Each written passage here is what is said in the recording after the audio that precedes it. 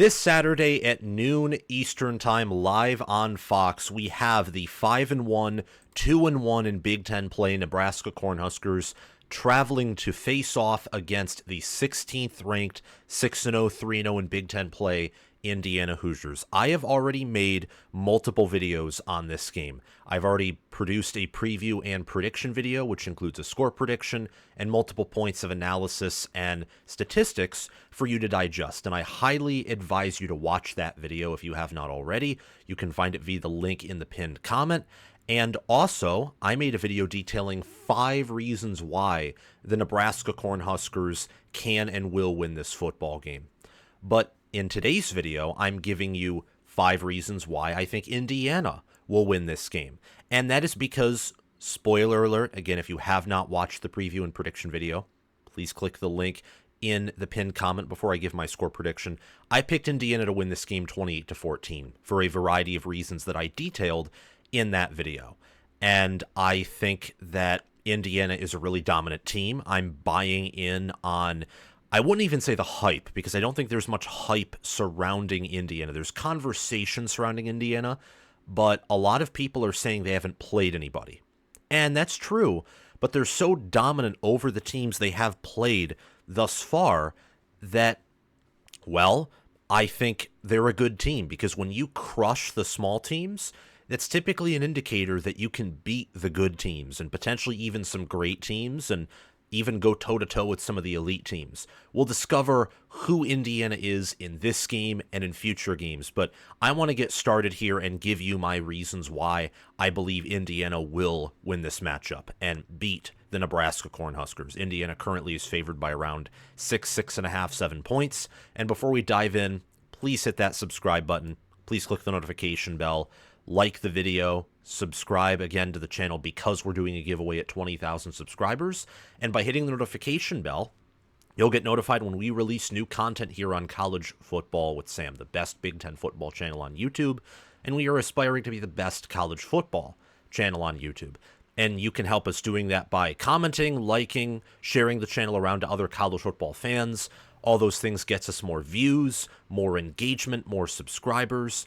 Also, if you can, join our Discord server via the link in the description or down below in the pinned comment.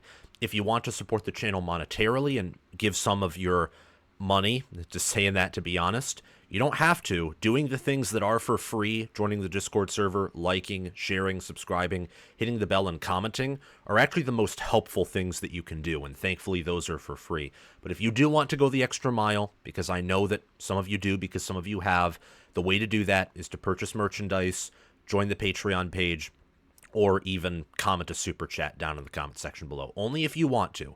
Your support's always appreciated. It's never expected. And thank you for watching this video and engaging with me. Reason number 1 why Indiana will win this game is they have had elite QB play.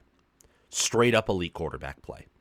There is no other word to describe it. No other adjective. Because Curtis Rourke right now leads the Big Ten in QBR. And this is through 6 games. I know it's against teams that, to be quite frank, can't play with the rest of the Big Ten, except for maybe Northwestern.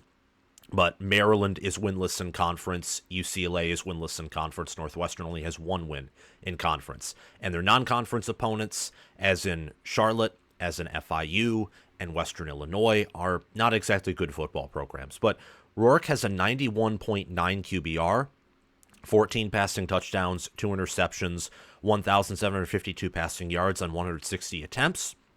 And he has 44 rushing yards and 2 rushing touchdowns as well. He has a great supporting cast everywhere. But watching him play with his 6'5", 223-pound frame and the fact that he's completing 73.8% of his throws and he has a 192.1 passer rating, that's very impressive. Curtis Rourke is an impressive quarterback. And at Ohio, when he was playing in the MAC, he had some good seasons. He had 3 seasons where he had over 200 passing attempts, and his worst seasons, he had a 132.5 passer rating. In 2022, he had a 167.7 passer rating.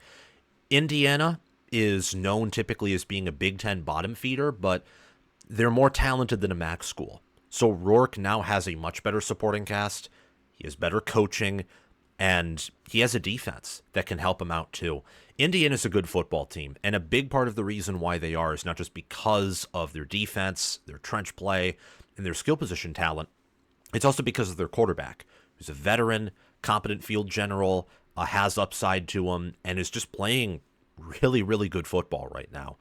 And I think Nebraska has a really good defense, in fact, an elite defense right now, Rourke has the tools and the football IQ to find some holes and weaknesses in that Nebraska defense. And what helps him in that is that Indiana has a great receiving core. You look at the players they have, I think specifically Elijah Surratt, who has 513 yards receiving, 2 receiving touchdowns, and 29 receptions, and the fact that they have 5 receivers with at least 100 receiving yards or more and at least 2 touchdowns or more, you have a passing offense that is lethal. Lethal. Indiana on the season, by the way, has almost 2,000 passing yards through 6 games.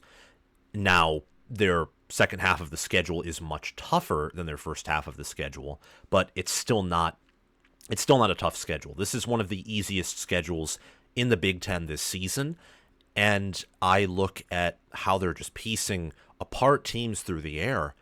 Omar Cooper Jr. has over 300 receiving yards and 3 receiving touchdowns.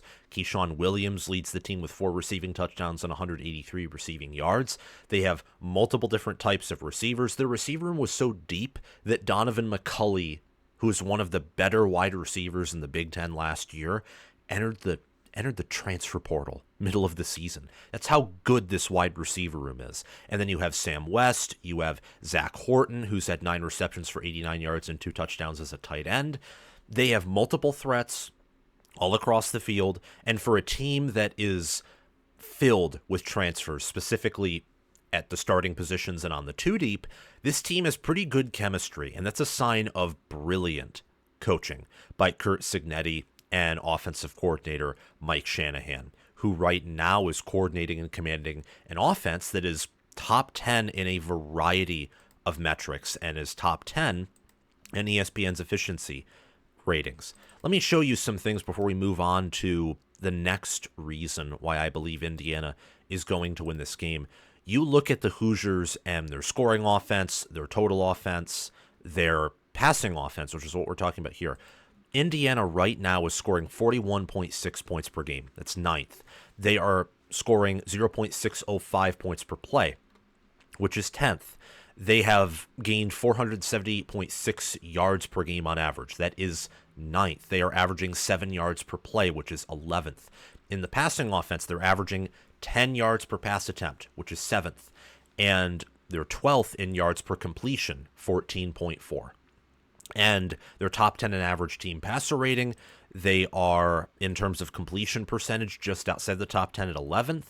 And they are 12th in passing yards per game with over 300. And that doesn't even count the game where Indiana scored over 77 on Western Illinois, which is a big part of the reason why they're rated high in power ratings. They shot up after that game against really a nobody, but still an impressive performance. Their receiving core is going to give this Nebraska defense all they have. And they find big plays and find touchdowns and scores no matter who they face off against. Reason number 3 is that Indiana has a stronger offensive line and deeper running back room than they have had in past seasons. Their rush offense is not the strength, is not the identity of this football team, but it's a necessary part of how good this offense is and of its functionality. They're efficient. They're averaging over 5 yards per carry. They have 1,202 rushing yards, 23 rushing touchdowns. And they have a sack percentage, this offensive line does, of 3.82. Their 3.82 sack percentage is 34th. This means on about 3.82% of their quarterbacks' dropbacks, they suffer a sack. But part of their sacks have been taken out on Taven Jackson. So if you only look at Curtis Rourke, that sack percentage is a little bit lower. And the sack percentage I got from TeamRankings.com, they don't count matchups against FCS opponents, which I think for a variety of reasons. You typically only play one of them per year, and you typically own them. It shouldn't really factor in all that much to gauging how good a team is. Of course, it's a part of the equation, but it shouldn't be a big part of the equation because it's one game against typically the worst opponent you're going to play all season long. Their leading rusher is Justice Ellison, who has 409 rushing yards on 64 carries, averaging 6.4 yards per carry with 6 rushing touchdowns. Tyson Lawton has 68 carries for 329 yards, averaging 4.8 yards per carry. He has 7 rushing touchdowns. And Lawton transferred in from James Madison, where he played last year. Ellison transferred in from Wake Forest. These are 2 transfer running backs who are tearing up opposing defenses. And there's also a Kalen Black and Elijah Green at running back, who have at least a rushing touchdown, are both averaging over 6 yards per carry, and they have over 100 rushing yards. Again, transfers. Keelan Black from James Madison and Elijah Green came from North Carolina, where in 2022 he had a very successful season, as I think Amarian Hampton was injured or he hadn't emerged yet. But this is a deep and talented running back room behind an offensive line that right now has, I think, one of the best centers in the Big Ten per PFF. Now, PFF's grades are just what they are, grades, and PFF has had some, questionable rankings. I sometimes question their rankings, but they give the best ratings that I can find personally in my research for offensive line performance. And Mike Caddick right now, who's been at Indiana his entire career, he's doing very well right now. In fact, all of the starters on this offensive line, outside of Trey Wettig, either transferred in before the 2024 preseason or they've been at Indiana their entire careers. And they're doing a good job right now, this offensive line is. And it's really interesting to see all the transfers that are starting, and then the offensive line is mostly non-transfers. And I think it's something that Josh Pate has talked about. It's something that I've talked about. The offensive line is such an important position, and it has so many different moving pieces because you have 5 men starting at that position, that chemistry and development is particularly important in the trenches on the offensive line. And therefore, building that through high school recruiting rather than through the transfer portal is the better route. It's something I've talked about in criticism of Ohio State in this preseason, and something I've done praising Penn State, Michigan, and Oregon, and I'm praising Indiana here for doing that as well, for building through development. And they've developed their offensive linemen quite well. That rushing attack is going to give Nebraska some fits if they can't stop the passing offense. Indiana is a team that, from what I understand, is more likely to pass to open up the run than vice versa. And you see that in the fact they have 234 carries, 172 attempts. So it may actually be the opposite. I've watched Indiana this year. I watched them intently against Northwestern, against Maryland, but still, they're a new team, literally, and they've been quite surprising. But anyway, moving on. Their defense in its entirety is, I think, the 4th reason why they will win this game. They're averaging 3.2 sacks per game, about 7 TFLs per game. Nebraska, in fact, is averaging exactly 7 tackles for loss per game. Indiana is just averaging slightly less at 6.83. Indiana is earning about 0.7 interceptions per game, and they only allow 98.2 opponent rushing yards per game, 3.5 opponent yards per carry, 184.4 opponent passing yards per game, and 5.9 opponent yards per attempt. That's crazy. These are very impressive defensive numbers. And on the season, when you look at their defense here, their total defense, let me find it here. Their total defense is 282.6 yards per game allowed, which is 11th. Nebraska's is only slightly better at 8th. Scoring defense, Indiana allows 17.2 opponent points per game, which is 12th. Nebraska allows 13 opponent points per game, which is 8th. Indiana is 18th in opponent points per play, allowing 0.278 points per play. And they only allow about 2 red zone scoring attempts per game, which is 6th. This is a team that, I'm telling you, they're good. Their defense is stout. The offense has been more efficient throughout this season. The defense has more holes, more weaknesses, but it's a stout defense, and it looks like James Madison's defense last year when Curt Cignetti was there, which makes sense because he brought over a ton of starter players from James Madison, like Zach Carpenter, for example, who's starting on the interior of Indiana's defensive line, or James Carpenter, pardon me. D'Angelo Pons is another player, and there are others as well. And then you have returning players like Linnell Carr Jr., Marcus Burris, Jameer Johnson, Amari Farrell. This is a really good defense here that, in particular, is pretty stout up front at stopping the run, especially with that interior of the D-line where C.J. West, a defensive tackle who was offered by Michigan, and I think LSU, for example, he's right now in the rotation. He's not their starting defensive tackle. That's how deep their defensive line is. Very effective at getting to the quarterback and strong up front. And then finally, reason number 5 is Indiana has a distinct special teams advantage. They've made 100% of their field goal attempts. Nebraska's made less than half. Indiana's only attempted 4 field goals on the season, and their long is in the 30s. So I'm not saying their special teams is perfect, but I think that Indiana is an aggressive team that doesn't want to make many field goals. If they had to, they would. They have a good punter. Nebraska has a good punter. Brian Buschini's had a good season, but he's been dinged up at times. He was very dinged up against Rutgers. I'll be interested to see how he does in this game against Indiana. And Tristan Alvano, it still sounds like he's hurt, and their backup kicker cannot make a field goal to save his life. And the blocking for the field goal unit is horrific. Absolutely horrific. So I think Indiana here has a decisive special teams edge. That was actually the reason why I picked them to win. So this could be a reason that's higher up on the board. Special teams is typically not as important as offense or defense. So that's why I put those reasons ahead.